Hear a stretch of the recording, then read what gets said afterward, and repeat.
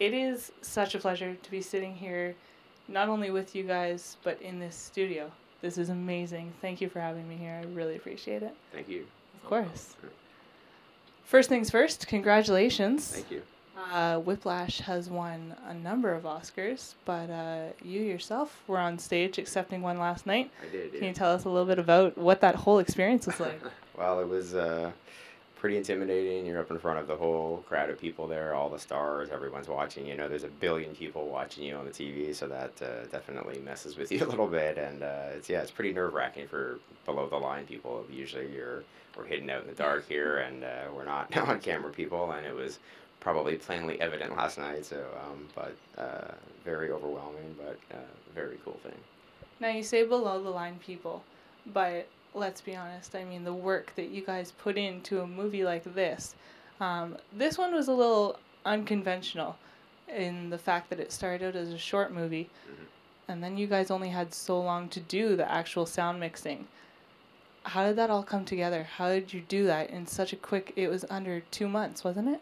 It was about 5 weeks from turnover to Sundance, and yeah, for a project of this scope, it was pretty ambitious, given the amount of musical numbers and what the demands were of the filmmakers. It was pretty challenging. Now, I have to ask, with the drumming that's done in this film, I know you had a lot to do with this yourself, Evan, but does that make it harder than most sound editing? I mean, you've got the reverb, you've got the cymbals, you've got everything to work with. How do you sync that up? Well, putting it all together, I mean, that's more of his gig, but my part of it was helping with the impulse responses, and that's one thing that was key in making something that was recorded in a recording studio sound like it happened on set and matches the screen and what you're seeing there. That was something we put extra care into in this film, which is not overly common, but going into it we knew that this would be important down the road for when they get to the mix, that they can take a snare drum that was recorded in a recording studio and match it to the snare drum that was done on set and have them piece it all together and make it feel real, make it feel like you're there in the room watching Miles play that kit, no matter what. And you actually went to the set, right, and saw how each camera was set up so that you could get the right sound from each angle, is that right? Yeah, we got pictures ahead of time, and it was the hardest part, believe it or not, was scheduling it and getting in at a time where none of the other crew members are there and we're able to do our part, because it requires putting up, high quality microphones and doing sound sweeps and capturing the character of that each individual location while they're not shooting. And we jumped through hoops to make that happen. And it was not easy, but we got it, and we put a lot of care into it, and I think it paid off in the end. I'd say so. Definitely, yeah. And as if that schedule wasn't tight enough, and jumping through the hoops to get done what you needed to get done, you guys were working on more than one project at the time, weren't you? True story. There was another film that was going on concurrently. It was actually a rave documentary that we were doing for Focus Features, and it was jazz drumming in the day and raving all night. So it was the 2 or 3 hours that we were sleeping was ears were ringing and visions of raving were dancing through our head, but definitely a challenging schedule. So. But you got it done. Yeah. A lot of people don't understand what sound mixing is and what it entails. Can you explain the process a little bit? Sure. Basically, in a room like this, which is to simulate a movie theater, except with what's behind us here, this giant sound console, every little button on here represents a particular piece of audio that we assign to it. And so we'll take all the pieces that are recorded on the set, all the sound like the speaking and any other kind of ancillary movement from the set, plus the music, plus the sound effects, and plus the Foley. We'll put all that together, and then we'll sort of adjust to our taste, to the filmmaker's tastes, how much, how little, add more, take some away, and that balance, the end product is basically what you hear in the movie theater. Evan, we touched on this a little bit before we turned the cameras on or anything like that, but we were talking about when you're sitting here and you're seeing the same movie over and over again, do you ever get sick of it? You said you don't, because it's a whole different process. Yeah, I think when you're working on something, you get so focused on the craft of what these guys do, and and dialing into it, and spending time that you could spend probably more time than they get working on the picture, and it's a different mindset. You're not watching it like the viewer's watching it. You're working on it hard, and then until you see real playbacks or full length playbacks, is your only time to get to sit back and objectively, and then you still take more notes and you go back again and fix again, and so it's for the amount of detail that goes into it. It's a ongoing process. We just keep working on it.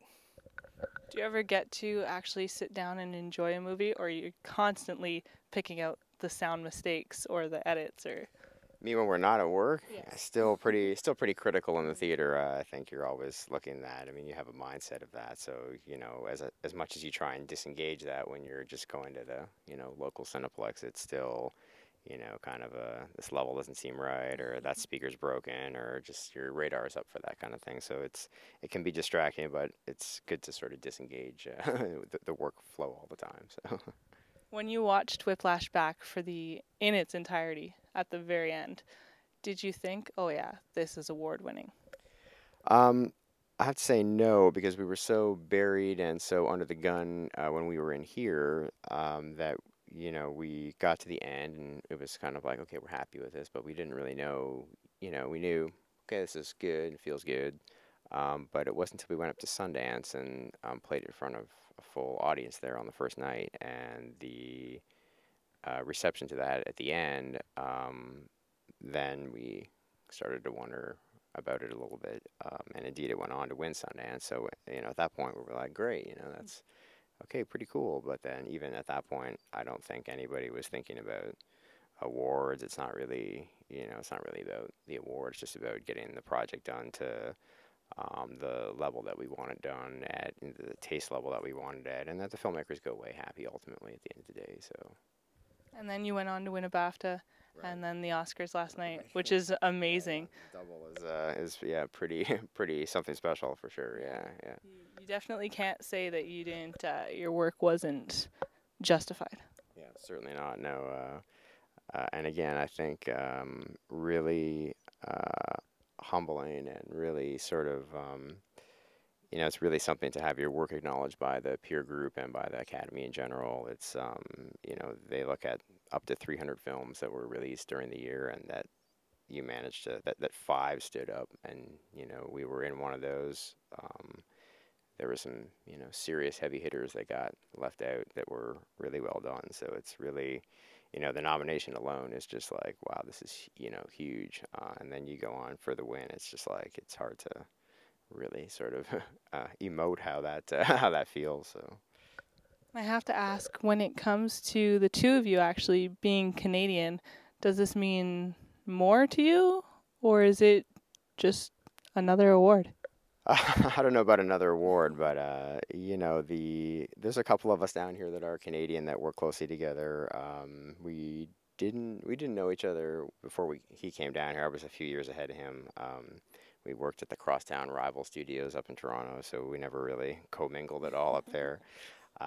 But we worked at another place down here together, and we formed a good working relationship and kind of a friendship outside of work as well. And it's great. It's just good to have really strong, dependable people on your team, and really that's an asset to any team, I would say. So.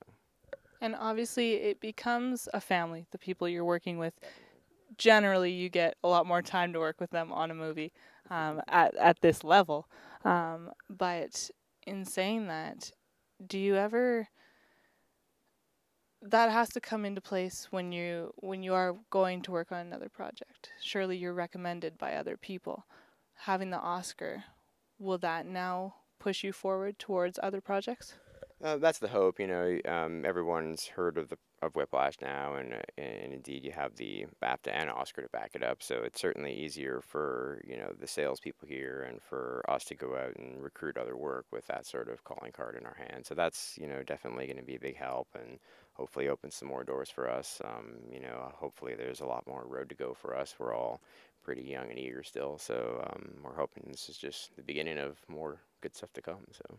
Well, I truly loved this movie. The work that you guys did is phenomenal. I mean, I know from editing my own stuff that by the end of the day, I'm ready to jump off a balcony because it takes so long and it takes so much attention to detail. So the work that you guys do, it's incredible. It really is. So I'm glad that you're recognized for that, and I'm so happy that you've had me here.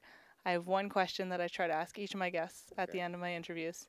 It's actually about your socks. All right. I believe that socks tell a lot about a person, and I would like to know what your sock choice today is. It's pretty random. I think we're rocking the, we got some, look at that, yeah.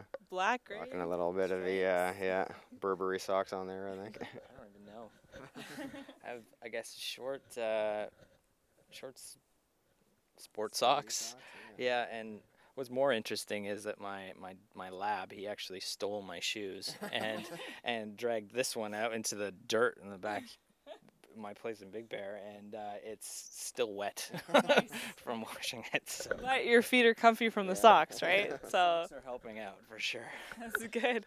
Thank you so much for your time, guys. Thanks a lot. I really appreciate it.